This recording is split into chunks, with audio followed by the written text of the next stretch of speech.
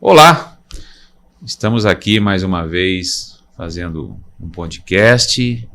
Sou o Jorge, mais conhecido aí como Jorge da farmácia. Eu sempre trabalhei gosto de assistencialismo, fiz um trabalho muito bom, continuo fazendo ainda. E esse podcast, sem dúvida alguma, para mim é uma realização, assim, para a minha pessoa, Jorge, mesmo receber essa magnífica pessoa que está aqui ao meu lado, que eu já vou falar um pouquinho dela. Gostaria também de agradecer o Maurício, que faz o nosso intérprete de Libras aqui, meu amigo pessoal também, que está sempre me ajudando, sempre me apoiando. Gratidão a você, Maurício, pelo trabalho, pela sua vida. Que Nossa Senhora continue aí te iluminando cada vez mais, você e seus familiares, e seu dom, e preserve muito aí as suas mãos, que você consegue aí comunicar e levar essas mensagens maravilhosas, como hoje você está levando aí pro pessoal do surdo. Tá bom? Obrigado mais uma vez. Gostaria também de agradecer a alguns patrocinadores aqui, por eu estar aqui hoje.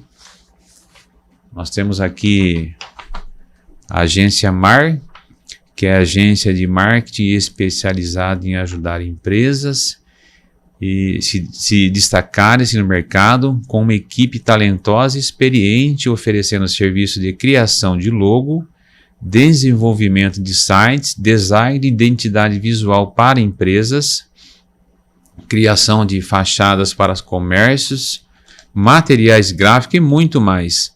Seja qual for a sua necessidade de marketing e design, a Agência MAR está aqui para transformar as suas ideias em realidade e impulsionar o sucesso do seu negócio. O site é www.agenciamar.com. Temos também a Arte Sport, que é um parceiro que eu tenho, que nos ajuda bastante. Confecções esportivas, estamparia em geral. Qualquer materiais que vocês precisarem de materiais de esporte, procure aí a Arte Sport. ADS Pinturas, temos aqui o celular, que é o 19 99260 4386 do WhatsApp.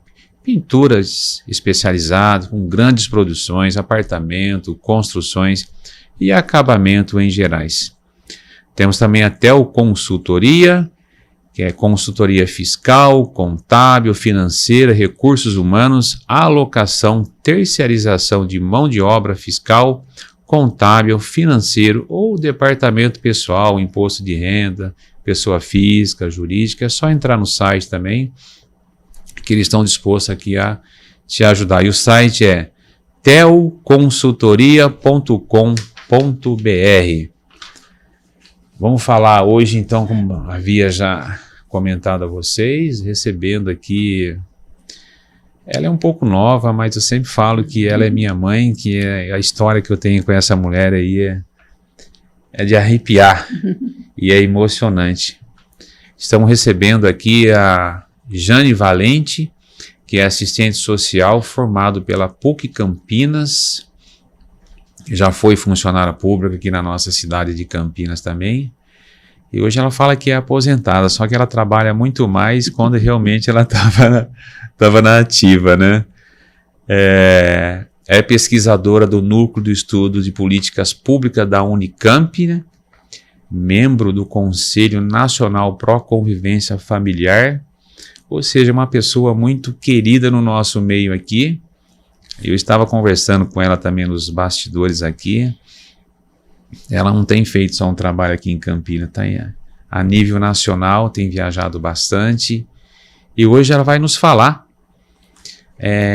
da primeira infância aqui de Campinas, onde ela implantou, que está tendo um sucesso tremendo. Tanto é que está tendo sucesso que ela está indo para fora. Mas a gente não pode perder você não. Se é nata de Campinas, você vai ficar aqui, viu, Jane? Tem um outro trabalho também que ela faz, da família acolhedora, que eu a conheço várias pessoas que já acolheram várias crianças. Ela vai explicar para nós como que funciona tudo isso. E também não sei se é com ela também, mas eu gostaria também que ela desse uma palavrinha depois para nós em relação à adoção, que eu tenho eu não cheguei a conhecer o meu pai, a minha mãe eu perdi também, mas vim a conhecê-la depois de muito tempo, e muitas das pessoas às vezes têm muita dificuldade em adoção de crianças, né? Eu conheço a Jane do Educandário Eurípides, onde que até hoje tem, e eu vejo ali um dos meus irmãos, aí foi o fundador da Bambini, que funciona hoje muito bem também ali.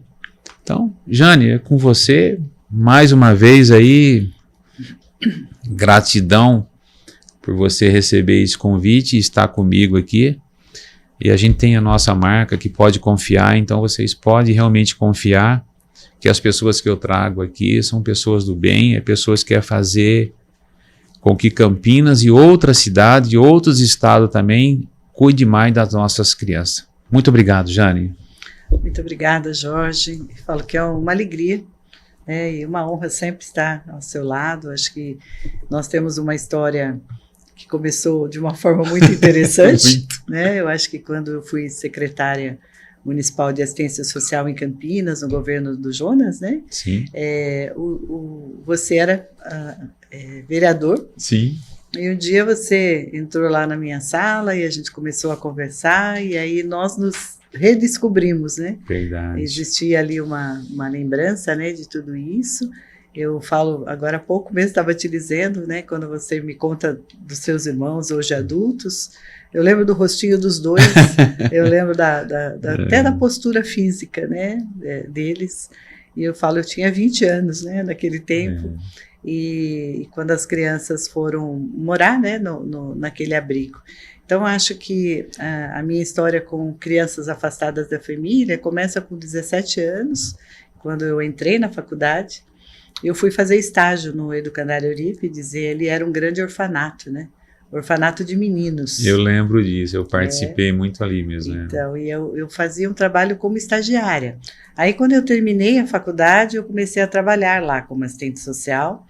Aí, depois de um tempo, eu me casei, mas tenho, assim, tantas histórias desse meu período anterior ao meu casamento, né? Porque eu acho que sempre fui uma pessoa inconformada, né? E continuo sendo, sabe? Porque eu olhava, né, aquelas crianças ali que muitas vezes, ainda vocês moravam em Campinas, mas Sim. Tínhamos ali muitas crianças que os pais moravam muito longe. Então, ou às vezes até São Paulo, mas com uma vida difícil, não tinha dinheiro nem para vir visitar os filhos, né? E eu não me conformava com aquilo.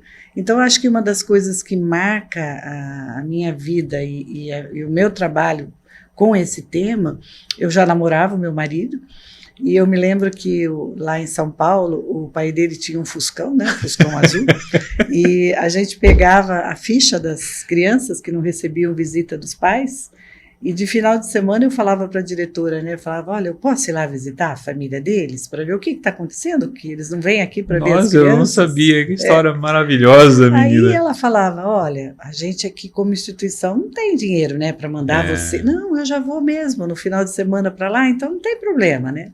Aí a gente ia, né? Chegava lá, eu me lembro de alguns lugares, o Otávio ia sempre comigo, né?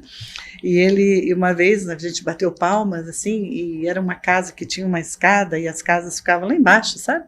E quando eu bati palma, veio um monte de criança, né? Porque criança vem, né? Não, tudo correndo, verdade, né? Aí eu olhei assim para ele e falei, o que essas crianças estão fazendo aqui e aquelas estão fazendo lá, né? Aí eu via o que estava acontecendo com as famílias, muitas delas não sabiam, às vezes, nem mais retomar onde os filhos estavam. Era um tempo no Brasil em que as crianças iam de uma forma muito fácil para aquilo que a gente chamava antigamente de orfanato, sabe? Você chegava na casa de uma família, tinha pobreza, já era motivo para você tirar. Você sabe, Jane, que você me fez aqui relembrar, realmente foi isso que aconteceu. Como a dificuldade da gente era muito grande, e você me fez a voltar aí mais de 50 anos atrás da minha vida, que realmente era dessa maneira, a dificuldade alimentar, a dificuldade de moradia. acho que era Juizado de Menor. Eu me lembro que era uma perua branca que eu lá e literalmente pegava as crianças mesmo. Era isso mesmo. Tanto é que quando pegaram os meus irmãos, eles foram, depois eu fiquei sem saber para onde eles tinham ido. É exatamente isso. E também, Jorge, era muito comum, por exemplo, às vezes uma mãe engravidava, uma mulher, né, engravidava, às vezes trabalhava para alguém, às vezes até político, às vezes alguma família mais abastada, e a criança atrapalhava, entre aspas, porque não tinha o que nós temos hoje de creche, de tudo isso, né? Então, era colocado para a mãe, fica tranquila que eles vão para o orfanato e lá eles vão ser criados até 18 anos, e isso era a prática no Brasil.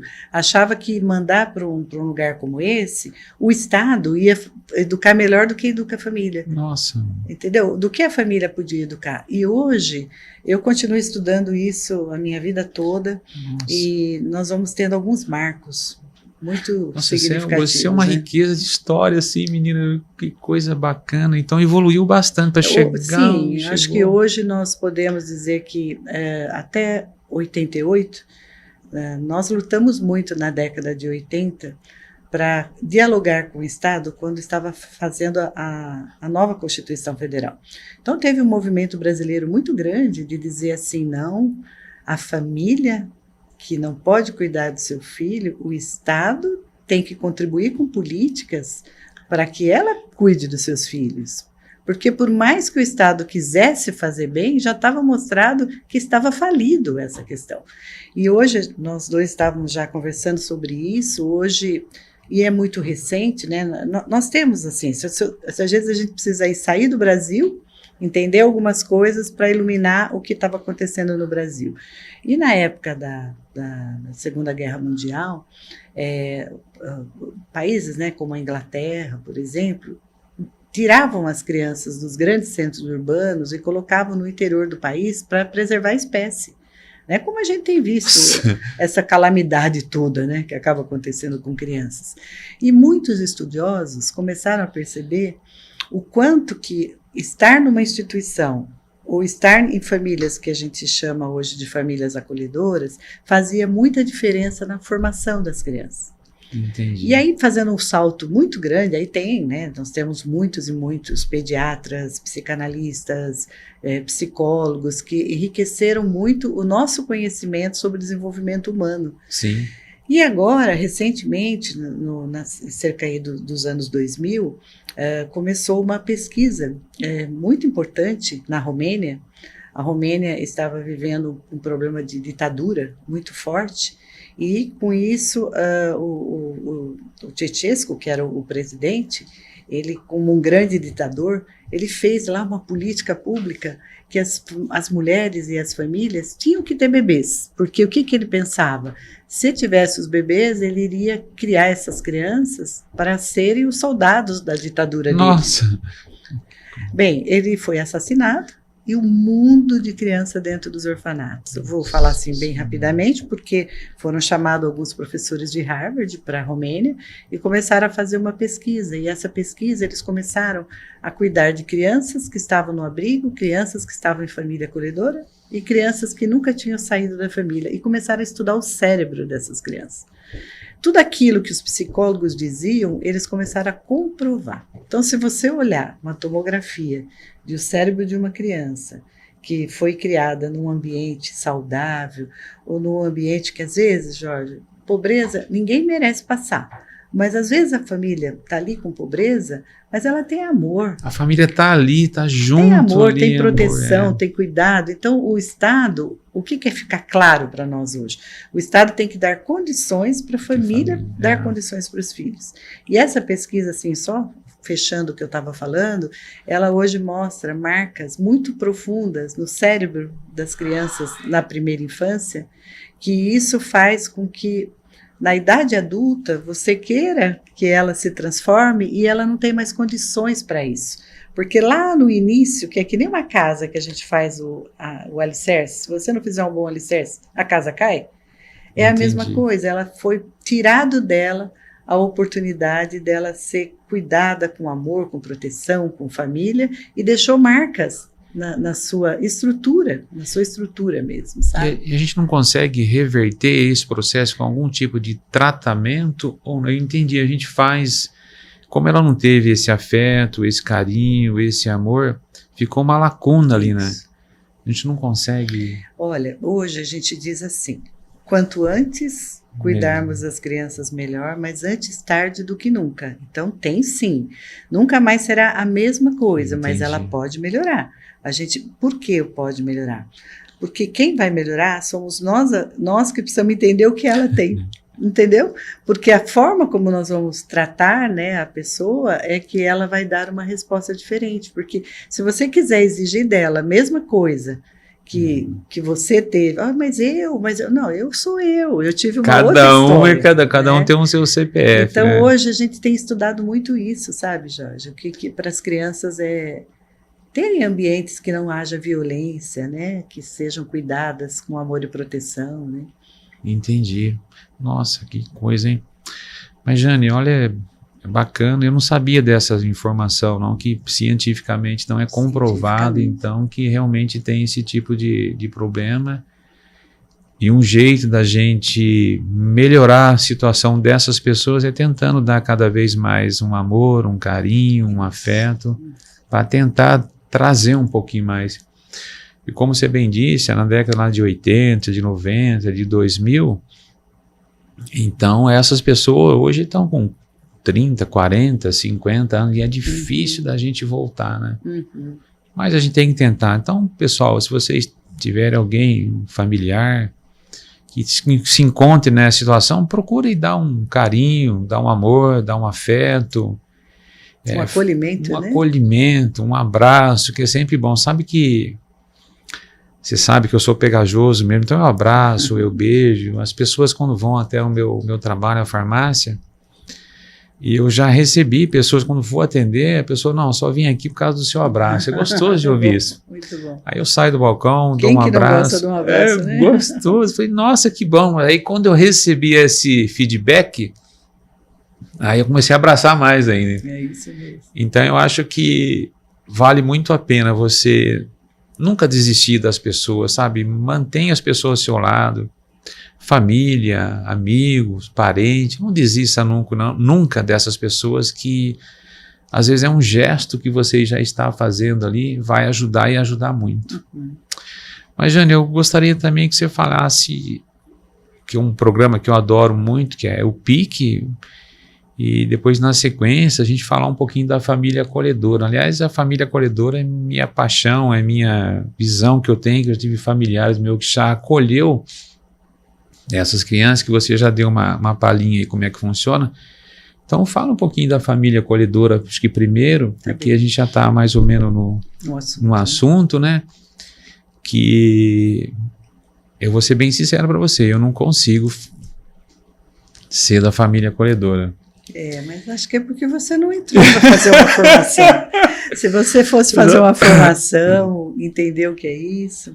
Eu não consigo, porque eu acho que um dia eu já tive várias conversas com você, e disse, nossa, o amor assim que eu tento dar é tão grande que se eu acolher eu não devolvo. Você falou assim para mim, Jorge, não é assim, mas lógico que tem um preparo, né? Claro.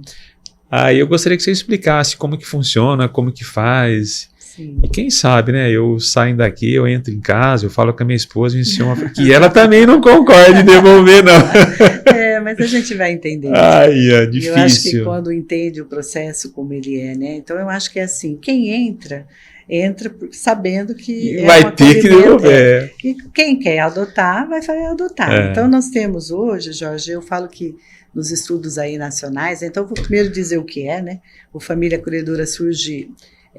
Campinas é o que tem um dos serviços mais antigos em funcionamento no Brasil, então nós fizemos isso como uma inovação há 26 anos e contribuímos muito com essa política nacional, até mesmo escrevendo a metodologia, deixando um legado, né, com as nossas experiências para contribuir com outros lugares. E isso é constante, mas o Família Acolhedora, ele nasce justamente porque a gente começou a entender quando uma criança sofria um trauma, né, um trauma de uma violência doméstica, ou uma violência de um abandono. Os estudos mostram, e naquele tempo a gente ainda estava bem no início desse entendimento, mas a gente sabia na prática, porque a gente trabalhava nos abrigos, quando uma criança às vezes chegava vítima de uma violência sexual, por exemplo, ela chegava dentro de um espaço onde não conseguia, com tudo aquilo que ela carregava de dor, ser cuidada individualmente. E aí começamos a pensar, né, no serviço dessa natureza aqui na cidade, que a gente tivesse uma família que, quando uma criança chegasse com essa dor, ele cuidasse com um amor e de uma forma individual, que ela não tivesse que esperar uma hora, porque a criança que chega sofrida de violências graves, dificilmente ela é bem entendida no ambiente, porque ela atua. Ela berra, ela xinga, porque ela devolve aquilo que ela estava recebendo. Entendi. E aí nós começamos a trabalhar com essa possibilidade de ter famílias que entendessem, né? E isso deu certo, tem dado certo. E hoje a gente vê que estava no caminho certo, porque quando eu acabei de falar para vocês, aí no ano 2000, quando comprovou essa pesquisa de Harvard, ela é uma pesquisa que começou em 2001 e ainda não acabou. Tanto que hoje, quando você me perguntou, mas quando ele já é mais velho, né, não tem jeito, sempre tem jeito, mas às vezes a gente já não consegue mais da mesma forma, mas pode melhorar. Entendeu? Sempre pode melhorar. Sempre pode, mas a gente fala então por isso que eu volto a dizer, quando a pesquisa ocorreu e ela mostrou uma série de coisas, o UNICEF, a ONU, né, começaram a pegar essas questões e fazer legislações. E existe uma legislação, por exemplo, mundial, desde 2009, que de 0 a 3 anos, que hoje a pesquisa mostra que 80% do nosso cérebro é feito até 3 anos. Até 3 anos? Até 6 anos, mais de 90%. Então, hoje, a gente fala que, né, a primeira infância ela é imprescindível de ser um período bem cuidado. Então, surgiram aí campanhas mundiais, né, que falam que cada ano que uma criança fica numa instituição, ela perde 4 meses no seu desenvolvimento. Então, com isso, a legislação brasileira colocou família acolhedora em primeiro lugar, sabe, Jorge, eu gosto muito de dizer que nós temos que fazer de tudo para uma criança não sair da família. Às vezes, a gente nota, né, que às vezes a família está ali com problema. Vamos tirar a criança que a gente dá um susto na família para ela poder... Não tem que dar susto em ninguém, porque o que essa criança sofre de violência quando ela sai da família dela, são marcas para o resto da vida. Não tira mais. E aí o que a gente faz hoje? Quando ela tem esta marca, a gente hoje tem oferecido às famílias que são capacitadas para saber como cuidar dessa criança e ela poder não interiorizar esta violência e ela poder aliviar. Então, ela é cuidada de uma outra forma. Então, a família acolhedora tem um papel importantíssimo. Então, quer dizer, primeiro, então, eu vi nessa formação também que você também tem essa formação de cuidar dos casais, trazer os casais para que você oriente, dá um aconchego, dá uma instrução um pouquinho melhor, porque eles cuidem para não retirar logo em seguida a criança.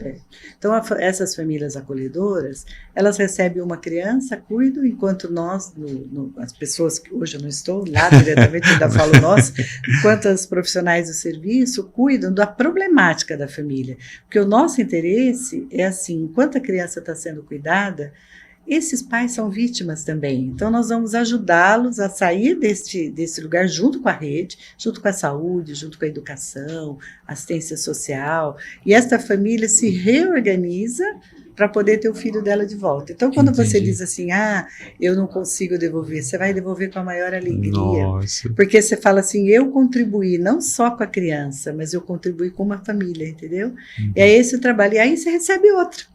Esse vai embora, vem outro, e nós temos famílias aí no Brasil que já acolheram 60, 70 crianças na casa dela.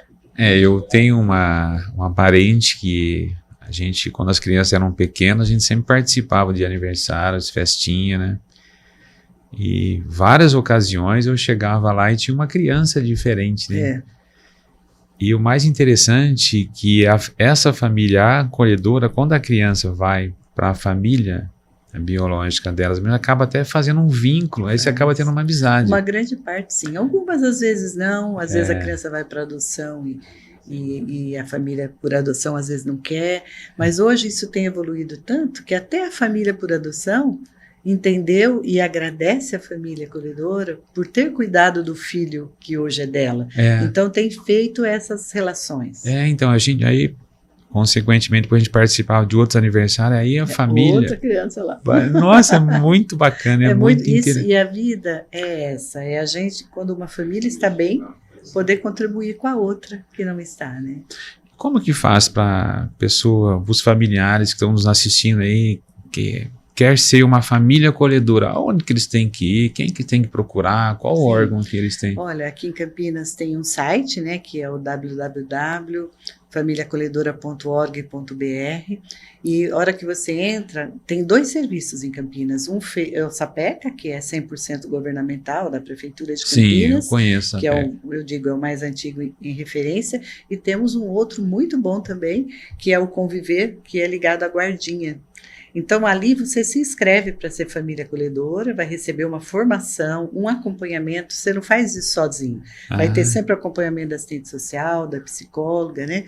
E fazendo esse trabalho o tempo que você quiser fazer, porque ele é um trabalho voluntário, mas você recebe um salário mínimo, né, para as despesas da criança. Você ainda, eu não sabia, você recebe aí no salário mínimo? A Prefeitura de Campinas que paga, e ela, para ajudar, né, nas despesas da criança, e aí eu digo, quem quer, eu vejo muitas mulheres, sabe, que aposentaram, professoras que às vezes não têm filhos, em muitas cidades isso tem sido a grande diferença. E a ocupação também para essas mulheres. Jorge, também vem bebezinho direto da maternidade para a casa da pessoa cuidar.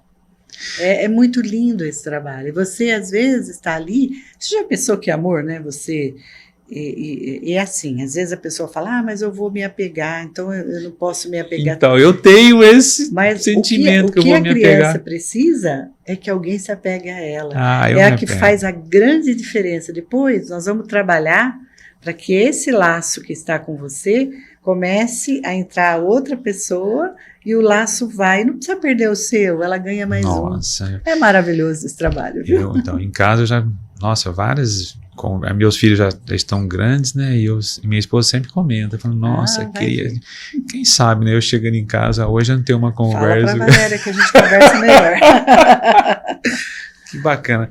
Hoje, em relação continuando na família acolhedora, aí o governo dá uma ajuda de custo. Sim. Em relação à saúde, como que funciona assim, se uma criança tem uma febre, tem uma dor, tem algum recurso, tem algum local também que a gente pode levar diretamente? Como que funciona isso? A família que fica com a criança, ela tem uma guarda, né? Uma guarda dada pelo juiz, né? Hoje o serviço ele é bem legalizado, coisa bem séria, né?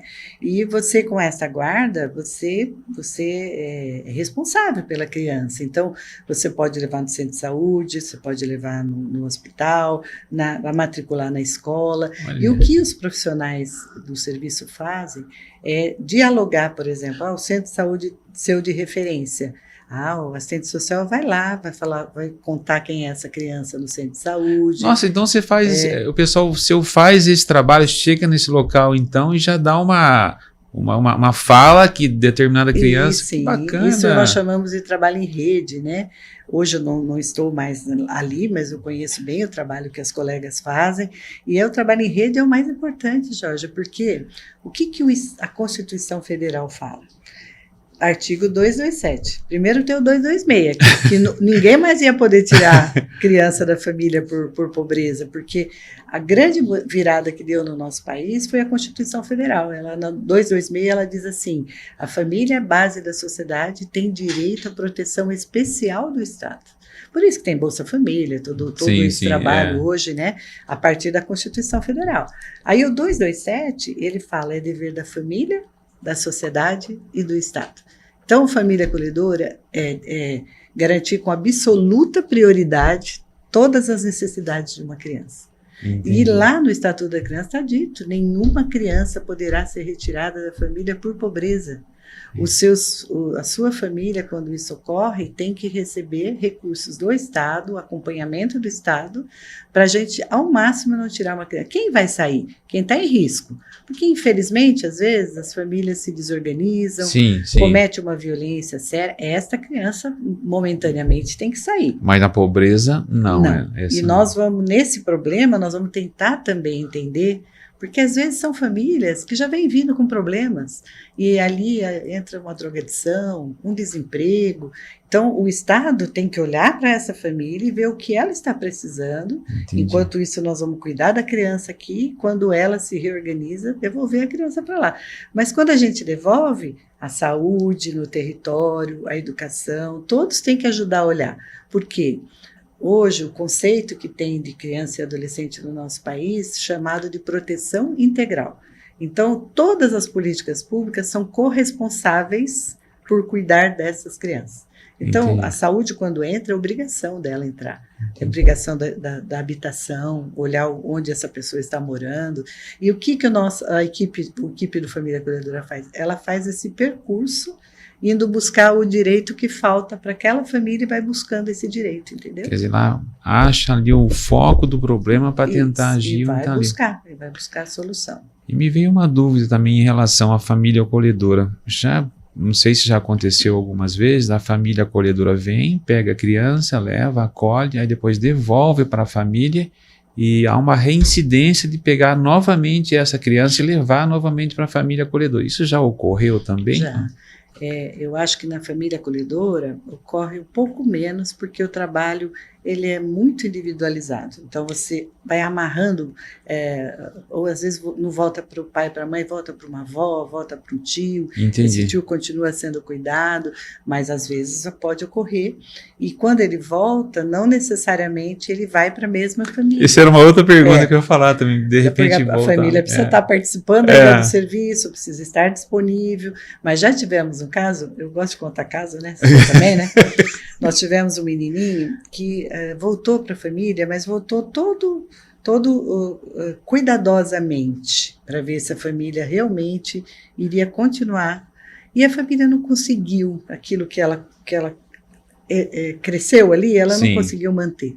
E eu guardo muito essa fala, porque o menininho, foi sempre dito para ele já era grandinho, e ele dizia que ele queria voltar, que ele queria tentar viver com a família dele. Mas que se ele precisasse, ele queria saber se podia contar com a família acolhedora.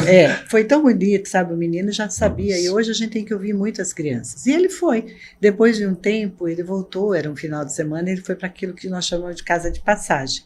E ele chegou na casa de passagem, ele falou assim: vocês avisam lá no Sapeca que eu estou aqui? E é claro, né, no dia seguinte iria ser avisado por conta do histórico dele, né? E quando as profissionais chegaram lá, ele olhou e falou: eu tinha certeza que vocês viriam. Entendeu? Porque assim, a criança, ela é cuidada, né? E ele, no fim, esse menino acabou indo para a mesma família acolhedora e depois ele foi encaminhado para adoção. Então, primeiro se tentou tudo, né? Mas quando não, se o melhor caminho para ele... E ele foi participando de todo o processo. Então, ele entendeu que ele não tinha condições de ficar naquela casa. Nossa, quer dizer, por ele mesmo já entendeu que não tinha condições de permanecer. Claro, não vou dizer que não tenha lá uma dor, não tenha uma questão, mas a gente trabalha muito com a criança junto, né? Nossa, que bacana. Pô, a família acolheu aí. Tenho certeza, chega em casa hoje, a primeira fala, hoje vai ser uma conversa com a Valéria. Jane, fala um pouquinho agora da menina dos seus olhos, que eu sei que é o PIC. Aliás, mandar um grande abraço aí, que quem vestiu a camisa do PIC, meu amigo Thiago Ferrari, grande pessoa, está envolvido, estudioso. Muito bom, isso mesmo. Faz um trabalho aqui na nossa cidade de Campinas espetacular em relação ao PIC. Eu gostaria que você comentasse para nós o que é o PIC, da onde surgiu o PIC, o que você fez aqui na nossa cidade do PIC. Fala um pouquinho para nós sobre o PIC. Que eu sei que você gosta também do PIC, né? Muito, né?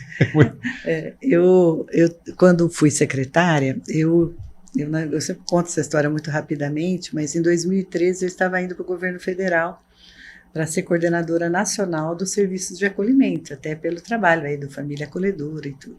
E na ocasião o prefeito me chamou, eu até achei que ele estava me chamando para entender o que eu ia fazer em Brasília, né? E ele falou, não, estou te chamando porque eu... Não, primeiro ele conversou, foi até interessante a conversa, né? Porque ele perguntou muito para mim o que eu achava da situação de Campinas, na assistência social, população de rua, e nós conversamos um bom tempo, né? O prefeito Jonas na época, sim, né? eu lembro. E aí a gente falou, depois quando terminou, ele falou, interessante, ele falou, algumas pessoas tinham me indicado você para ser secretária de assistência, eu já era funcionária de carreira, né? Ele falou, agora que eu te conheço, eu estou te convidando. Ele falou. E eu estava lá com um monte de livro, né, para mostrar para ele o que eu ia fazer em Brasília. Aquilo para mim achando que fosse que lá. Não, foi um impacto muito grande. Aí ele me deu lá o final de semana, era uma sexta-feira. Foi muito difícil, Jorge, foi muito difícil, porque o meu trabalho de uma vida, eu estava muito feliz de assumir esse cargo nacional, porque ele era um trabalho que estava ligado a esse trabalho de família acolhedora, de crianças afastadas da família, né? Mas tinha também uma obrigação, né? Que tinha cidade, Campinas, uma cidade de Campinas.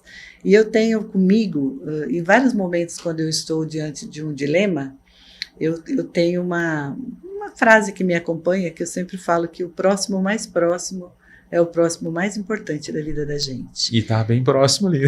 E eu dizia assim, se eu cuido bem do meu próximo, eu estou bem para cuidar de outros, né? E aquilo bateu muito em mim. É como que eu olho, né, e falo, não vou fazer isso em Campinas. Fiquei. Mas eu digo para você que eu nunca deixei, porque naquele ano, 2013, eu tinha terminado meu doutorado, né? Então eu tinha acabado de fazer o doutorado sobre família acolhedora. Nossa, estava tudo ali fresquinho. Estava ali, né? E aí eu tive a oportunidade de transformar num livro, né? A minha tese. Um ano após a minha tese, eu tive comigo assim, eu não vou, mas o meu livro vai, enquanto eu fico aqui. Né? E foi isso internamente a conversa que eu tinha comigo mesma.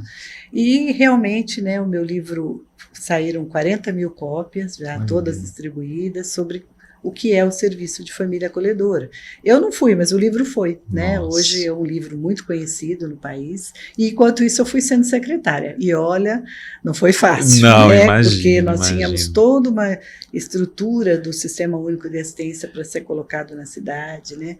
Bem, enfim, depois de 5 anos que eu estava como secretária, no último ano eu fui para Harvard fazer um curso de primeira infância. Ah, Jorge, aí não teve mais jeito. Quando eu voltei de lá, né, com todo esse conhecimento, com tudo que eu achava que era a prevenção que precisava ser feito, eu sentia ali naquelas explicações, eu via as crianças, né? Eu tinha a minha vida tinha sido aquilo. Aí quando eu voltei, já falei com o Jonas, que tinha sido fantástico, que a gente precisava fazer um plano para a cidade, né? Sim, e foi. Eu não aguentei mais ser secretária. Não, aí eu falei para ele, olha, isso abriu, assim, uma coisa que vinha sendo guardada ali, né? Aí eu conversei, ele entendeu, né? Que decisão difícil também. Uma decisão muito difícil para mim, difícil para ele, mas seguimos, e aí ele concordou, e eu comecei a fazer o plano pela primeira infância. E ele foi muito apoiador, né, porque não tinha como não fazer um plano se não tivesse isso. Fiquei 1 ano, fizemos um trabalho com todas as secretarias, foi um decreto, né, do prefeito, nomeando as pessoas fantásticas, parece assim que elas chegaram a dedo. Sabe, o pessoal do planejamento, do urbanismo, da saúde, da educação, da CETEC, da SANASA, sabe, todos, né, todas as secretarias, e nós juntamos um time fabuloso, fabuloso. Aí fizemos o plano, entreguei o plano em dezembro, em janeiro eu me aposentava. Foi muito bonita a entrega, né, cheia de crianças, as crianças fizeram o plano também, sabe? E aí quando entreguei, né, o Jonas olhou para mim e falou assim, e agora, hein? Ele falou, né?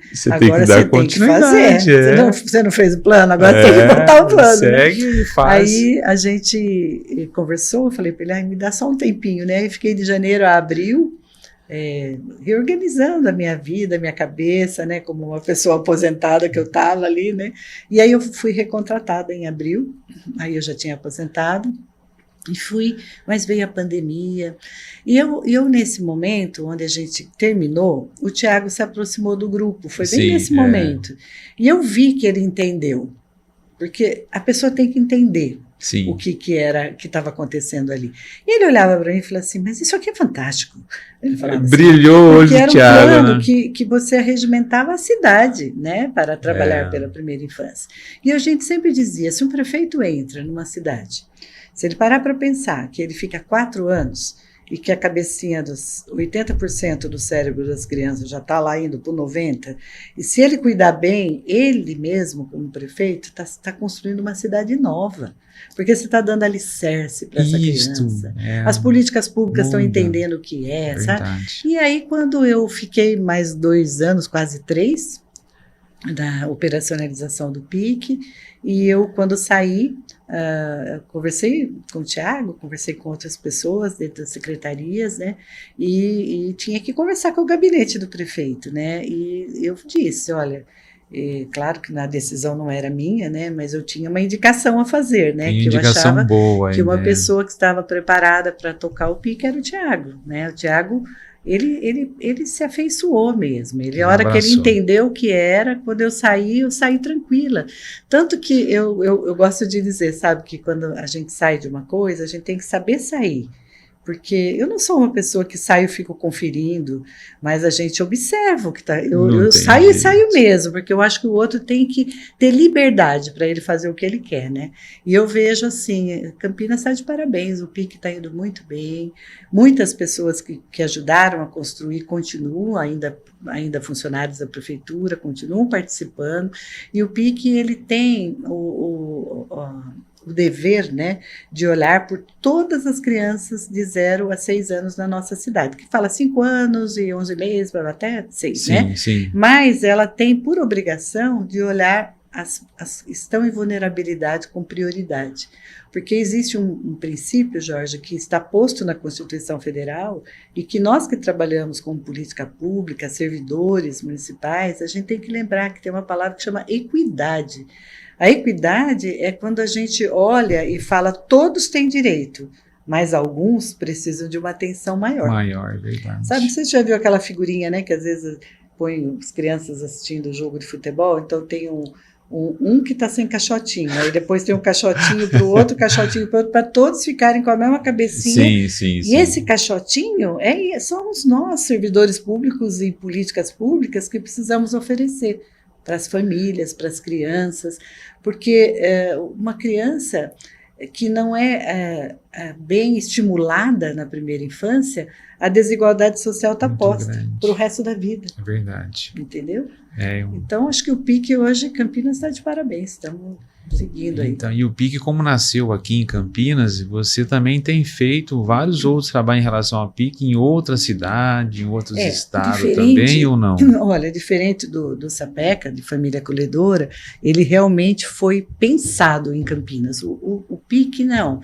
O PIC, ele foi feito, foi um dos primeiros municípios também brasileiros aí a fazer, mas a gente já obedecia um regramento nacional.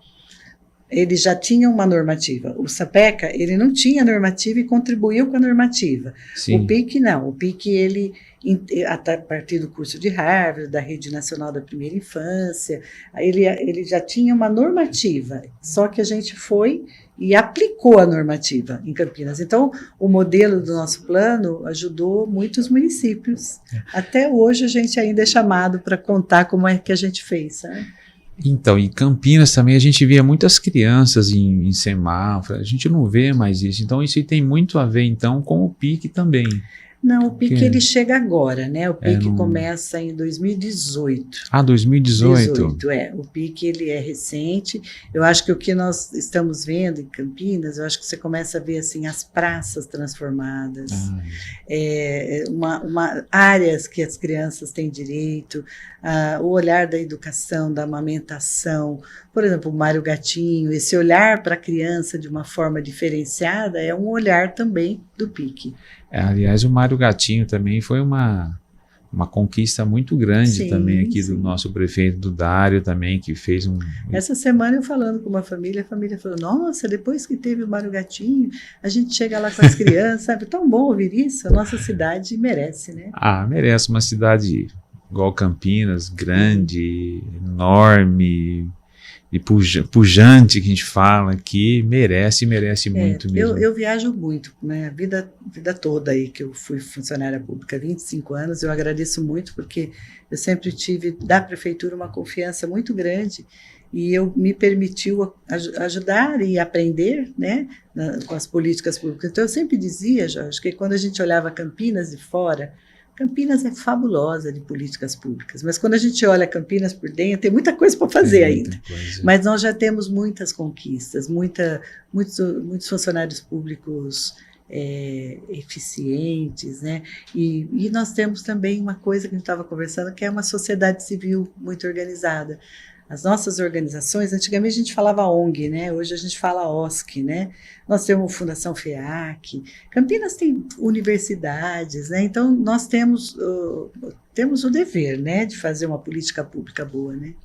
Campinas é uma cidade, eu nasci aqui em Campinas, eu cresci aqui em Campinas, nunca saí de Campinas, só tenho a agradecer aqui a nossa cidade. Eu não nasci em Campinas, mas sou cidadã campineira. Né? E, nossa, merecidíssima. Eu tenho um amor muito grande mesmo por essa cidade. Mas você é campineira, não tem nem como. Campineira de coração e São Manuelense de nascimento. Então tá bom. Ô, Jane, em relação também, as pessoas às vezes têm bastante dificuldade em questão de adoção de criança, né? A gente tem casais, às vezes não consegue ter um filho, determinados problemas que às vezes tem. E uma das reclamações é a dificuldade em adoção, né? Uhum. Não sei se você poderia dar uma explicação para a gente, estar bem envolvida, assim, como que se faz, por que demora tanto, por que tem tantos passos, assim, tem que seguir, não consegue. Sim. Porque eu sou leigo no assunto, mas eu acho que se tem uma criança e está precisando de que alguém adote, teria que ser um negócio mais ágil, mais rápido. O que você acha que a gente deveria de fazer para que esse processo fosse um pouquinho mais rápido? Eu gosto sempre de deixar claro que eu nunca trabalhei diretamente com adoção. Eu trabalho muito para a criança não ir para adoção. Não ir para adoção, Mas hoje eu tenho tranquilidade, porque com os nossos estudos ele abrange muito isso, de te dizer que existe muito equívoco no entendimento dos processos demorados de adoção.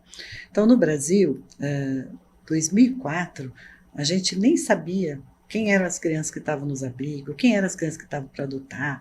Então, o senso comum da sociedade brasileira achava que criança que estava lá no orfanato, no abrigo, são crianças que estão lá para ser adotadas, e não são. Então, às vezes, você olha e acha que aquele número de crianças que está lá, por que não adota? Porque nós estamos trabalhando imensamente para ela voltar para a família. É perfeito, é verdade. Então, o número de crianças para adoção, ele é muito menor do que as pessoas imaginam. E a gente começou também, a gente que eu falo, porque a gente eu faço parte do Movimento Nacional há 20 anos, e hoje, Jorge, o Sistema Nacional de Justiça organizou tanto isso que você vê direitinho quando uma criança entra, que situação que ela está, se ela está para adoção, quem são os candidatos à adoção. Antigamente não sabia nada. Em 2004, 40% das crianças que estavam no abrigo, o juiz não sabia nem que ela estava lá. Nossa, não tinha. E nós tivemos a evolução da política pública de 2004 para cá. Então, isso que eu falo que eu acompanho bem, o que tem que se esclarecer?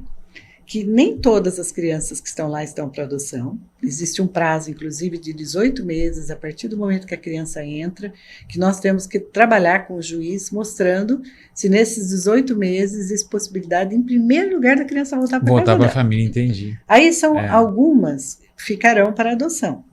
Quando isso ocorre, o que tem acontecido? Uma grande parte de quem quer adotar bebê. E a criança não tem bebê, às vezes, para adotar. Porque o bebê que tem para adotar é aquele que a mãe chega e entrega, que isso é muito importante de esclarecer também. O Estatuto da Criança e do Adolescente deu hoje o direito de uma mãe dizer: eu não tenho condições de cuidar do meu filho e eu te entrego. Jorge, só vou fazer uma paradinha nesse assunto, que ele é tão importante, até teve uma vez eu escrevi para o Correio Popular, porque tinha tido uma notícia, e aquilo eu acordei, eu fiquei muito doída, né, de ouvir que um pai tinha feito o parto do filho em casa, e pegou o bebezinho, pôs uma caçamba e ligou para a polícia dizendo que ele tinha achado a criança na caçamba. Nossa, que... Foi um caso aqui próximo, numa cidade. E esse homem, é claro, vai ser abandono de incapaz e vai ser julgado pela justiça por abandono de incapaz. E hoje, ninguém precisa fazer isso. Ele não sabia que ele podia chegar na vara da infância e dizer, eu não tenho condições de cuidar do meu filho. E ele foi preso porque ele abandonou uma criança. Então, às vezes, nós temos lei no país e as pessoas não sabem usufruir da lei. Então, hoje nós temos uma coisa que chama entrega voluntária. A pessoa teve um filho e ela, por amor extremo, porque ela diz, eu não posso cuidar desse filho, então eu vou entrega para o juiz. E a criança entra. Então, essa vai rápido para adoção. Porque já pega um recém-nascido, já com o aval da mãe, dos pais que não querem. O que a gente precisa desmistificar? Não é que é demorado, é que, às vezes, as crianças que estão disponíveis para adoção não é a criança que os casais querem, porque são crianças mais velhas, grupos de irmãos. Às vezes a pessoa põe lá na ficha, eu quero uma criança que os pais não tenham tido envolvimento com álcool, com droga, por conta de hereditariedades e coisa e tal.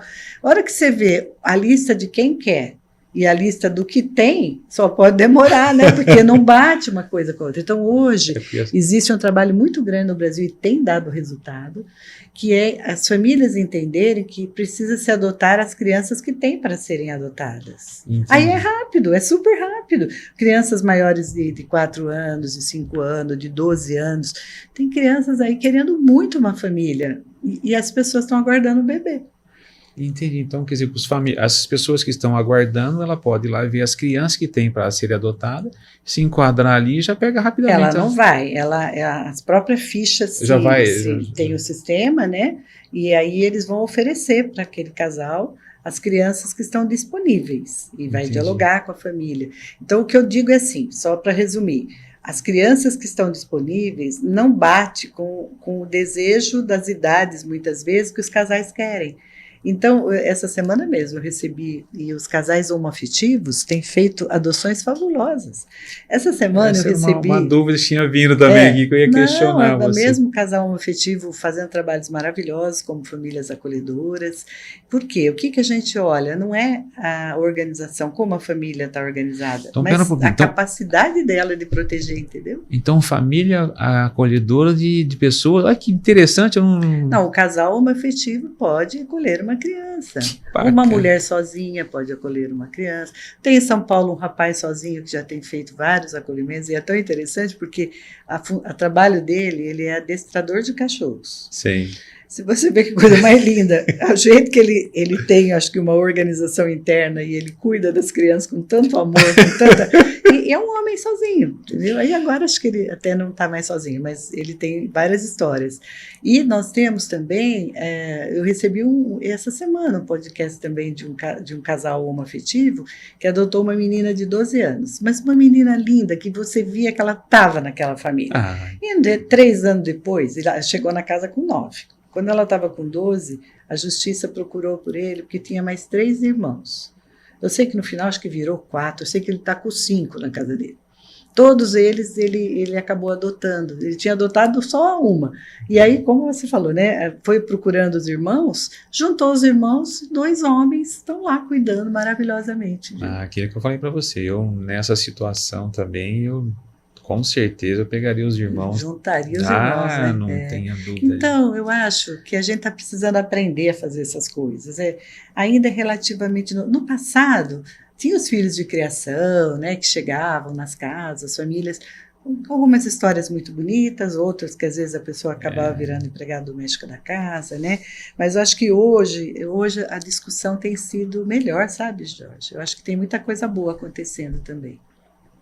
Você sabe que na época nossa, a gente vivia nessa situação e realmente era isso que ocorria. A pessoa pegava a criança assim, mas não era para adotar como filho, realmente fazer os trabalhos domésticos que tinha que fazer em casa. Né? Então, hoje a gente tem um estatuto, né? A gente sabe que o estatuto ele foi aprovado em 1990 e ele é muito comentado e estudado por outros países, porque ele é muito bom. O difícil é colocar em prática, porque ele precisa de políticas públicas. Então, nós precisamos ampliar como um dever do Estado, né? E que as nossas políticas públicas sejam cada vez melhores, né? Aí as crianças não precisam sair das suas famílias, né? Não, é o trabalho que a gente, como eu falei para você, eu sou muito social, eu gosto muito de social, é um trabalho que a gente tenta sempre fazer. Eu acho que cada vez mais a gente conseguindo socializar as pessoas. O amor é tudo, né? Eu até tenho uma frase que eu sempre uso, que o amor é o melhor remédio, então vamos continuar. O farmacêutico é uma boa. Mas, gente, precisa vender uns remedinhos também, não é só o amor, não. Então... Ô, Jorge, só para terminar aqui a minha fala, que acho que a gente já deve estar aí terminando. Tá quase. Semana passada, na quinta e sexta, em Belo Horizonte, aconteceu um seminário maravilhoso desse movimento que a gente faz parte, que chama Minha Vida Fora Dali, né? Que é a história dos meninos que saíram dos abrigos, hoje homens, e o evento foi para eles terem a voz. Foi a coisa... Olha, eu infelizmente não pude ir por questões pessoais, porque eu nunca falto num evento desse, e as minhas amigas que foram, e eu acompanhei à distância o tempo todo, histórias que tiraram lágrimas. E hoje a gente nasceu lá em BH um movimento desses meninos que já passaram por essa situação, contando as suas próprias histórias e ajudando a melhorar as políticas públicas nesse sentido, sabe? Muito, muito interessante. Então, está nascendo no Brasil um espaço para quem já passou por isso poder contribuir para melhorar isso tudo, sabe? Porque tem muitas histórias bonitas, mas tem muitas histórias tristes. A maior parte deles, e quando a gente vem ajudando a construir essa política pública, então foi sempre dado muito espaço para eles falarem também, para a gente pensar numa política pública. A maioria, eu nunca ouvi dizer de alguém que não tenha uma dor quando olha no passado e diz assim, se o Estado tivesse ajudado a minha mãe, eu não precisava ter passado por isso. Entendeu? Então, só que o Estado era outro naquele momento. Só que hoje é o dever, hoje está na Constituição Federal. Então, nós temos que olhar para isso. Nós temos que fazer de tudo para não tirar uma criança da sua família. Porque a dor e a busca... Jorge, nós temos casos e casos de crianças que foram adotadas fora do país e que hoje pedem ajuda aqui do país para olhar os processos que estão arquivados, para tirar o processo, para tentar achar a mãe. E eles voltam procurando. E é interessante, né? Eu vou agora, né, falar, a maior parte fala da mãe, não fala do pai, sabe? Então, esses pais estão precisando aparecer um pouco mais na vida dessas crianças. Mas é uma dor de não ter tido a mãe, que é aquilo que a gente fala, o toque, o cuidado. Então, assim, nós precisamos contribuir para isso não ocorrer, sabe? As crianças têm o direito de viver com a sua família. Você sabe que eu, quando fui falar contigo pela primeira vez, você como secretária, a nossa reunião era para durar 20 minutos, durou 2 horas, porque nós começamos a relembrar do passado. E eu falo, nossa, eu sou um vencedor, graças a Deus, mas a gente carrega. Isso que você acabou de falar, isso tocou profundo mesmo em mim, na minha mente, me fez eu voltar há muito tempo atrás.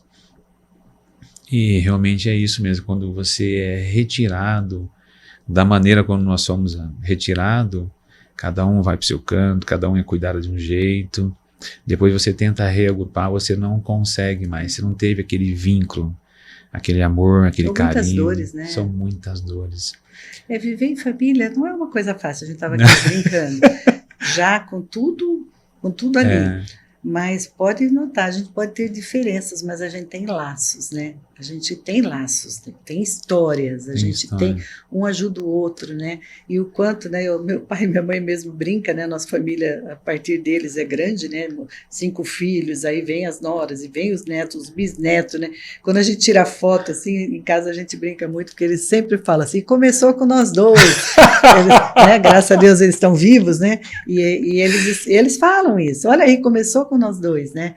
E é isso, né? Nós temos ali uma família que quando um ajuda o outro, né? E a gente, toda criança tem direito a ter uma família, né? Eu gosto de família. Eu, quando casei, eu falei para minha esposa, falei depois, que se eu falasse antes, ela não iria casar, né? Porque eu queria ter 6 filhos, né?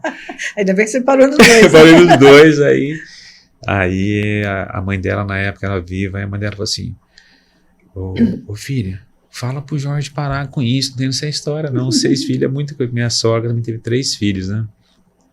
Tira isso da cabeça dele. Falou, mãe, se eu soubesse era isso, eu tinha que pular do barco há muito tempo também, eu não queria isso não. Fala pra Valéria que tem 4 vagas lá na casa dela, fala assim, família acolhedora. Mas legal, Jane, olha, espetacular, viu? Bom, eu sou um fã seu, sou um seu admirador sempre, te amo de paixão, você sabe muito bem disso. O que eu puder ajudar você, o seu projeto, o seu trabalho, conte comigo sempre aí. Você sabe da minha história, conhece muito bem, desde o Educandário Eurípides, que você contou também, do Fuscão, que você ia lá buscar. Eu também tinha dificuldade para ir visitar os meus irmãos também lá, né? Na época eu lembro disso. Eu ia de ônibus, mas era muito difícil, era dificultoso mesmo. Uhum. E isso eu não sabia. Então é mais um motivo ainda, cada vez mais, para mim te adorar. Também tenho muito respeito pelo seu trabalho, acho que você fez toda a diferença também na nossa Câmara Municipal. Eu acho que poder dialogar, né, poder sentar junto, lutar por temas importantes da nossa cidade, né? Então acho que nós tivemos aí uma oportunidade pessoal e profissional muito importante. Né? Isso é verdade. Também agradeço. E quero dizer, sabe, Jorge, acho que a gente nunca pode perder uma oportunidade, e esta é uma oportunidade, então eu falo para a cidade de Campinas, né? Vamos procurar conhecer, né, o que é o Serviço de Família Acolhedora, o que é o PIC, né, da primeira infância, e vamos juntos, né? Eu acho que cumprir a cidadania que é posta pela Constituição Federal, que é nosso dever, como adultos, cuidar da geração que vem, independente de ser nossos filhos, né? Então, procure conhecer o que é o Família Acolhedora, procure conhecer o que é o PIC, né? E o que mais a gente tem na nossa cidade para a gente fazer de Campinas cada vez mais uma cidade melhor, né? Com certeza. Jane, mais uma vez, obrigado mesmo pela presença. E esse convite aí que a gente acabou de fazer, vocês estão nos assistindo aí, venha, procure, tente realmente conhecer, que vocês vão ficar maravilhados. Então, mais uma vez aqui, eu agradeço o pessoal que nos ajudou aqui, agradeço o pessoal do estúdio, estamos junto conosco aqui, ao Maurício, mais uma vez, obrigado. A Agência Mar, que está sempre nos patrocinando, nos ajudando bastante, a Arte Esporte, a DS Pintura e até o Consultoria. Muito obrigado, um forte abraço a vocês e pode confiar, hein?